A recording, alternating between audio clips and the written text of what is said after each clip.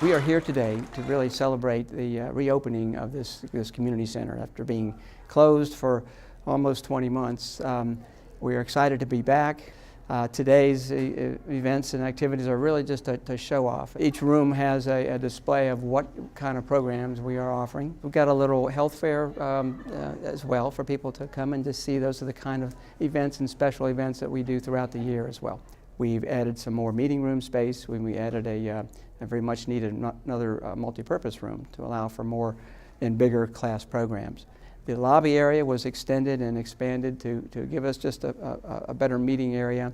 We also brought out our welcome center to the middle of the center. So when you come in, there's an obvious place of information. Our Alden Theater, Performing Arts Theater, it's a beautiful space. It was before, it still is.